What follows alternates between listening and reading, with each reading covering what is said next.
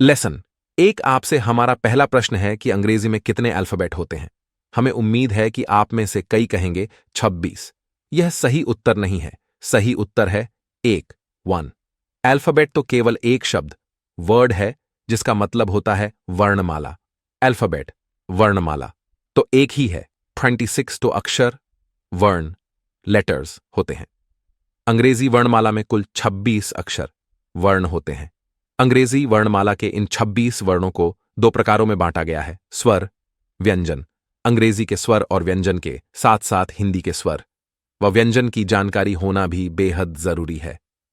जब हम आपको आर्टिकल्स चैप्टर पढ़ाएंगे तो बिना हिंदी के स्वर व व्यंजन जाने आप कभी सही आर्टिकल ए एन धी का प्रयोग नहीं कर पाएंगे। धी को दी और दी दोनों तरीके से बोला जाता है, पर कहाँ द बोलना है और कहाँ दी ये भी आप आर्टिकल चैप्टर में पढ़ेंगे, पर बिना हिंदी के स्वर व्यंजन जाने ये संभव ही नहीं है। अभिवादन। अभिवादन का तरीका इस बात पर निर्भर करता है कि जिस व्यक्ति का आप अभिवादन करना चाहते हैं वो आपसे उम्र में, रिश्ते में या फिर ओहदे में बड़ा है, छोटा है या फिर हम उम्र यानी समान उम्र का है। सुबह से लेकर दोपहर 12 बजे तक good morning, bye, take care, see you. दोपहर 12 बजे से लेकर शाम 5 बजे तक गुड आफ्टरनून, शाम 5 बजे से सोने तक। Bye, take care, have a nice day, विदा लेने पर। शिष्टाचार। अच्छे शिष्टाचार को दिखाने के लिए निम्नलिखित बातों का बेहद ध्यान रखें। 1. आप किसी से कुछ मांग रहे हो तो प्लीज, काइंडली जैसे शब्दों का प्रयोग करिए। 2.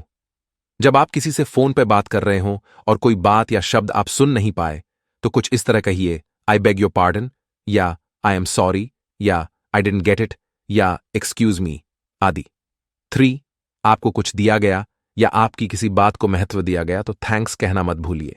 आइए सीखें कि अगर कोई आपसे पूछे कि कितने बजे हैं तो इंग्लिश में आप कैसे बताएंगे। हिंदी में आप कुछ इस तरह कहते हैं, 5 बजे हैं, या 5:10, या 7 बजने में 2 मिनट, या 2:15, या 3:30 आदि।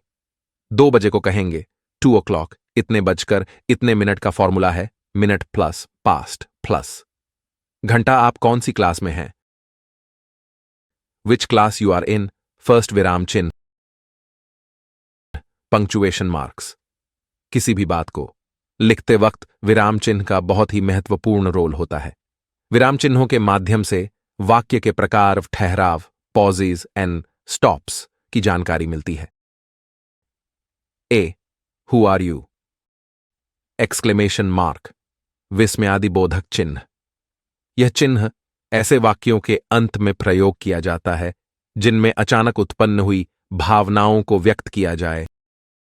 God bless you, wow, full stop. Full stop का प्रयोग किसी भी ऐसे वाक्य के अंत में किया जाता, आई एम कमिंग,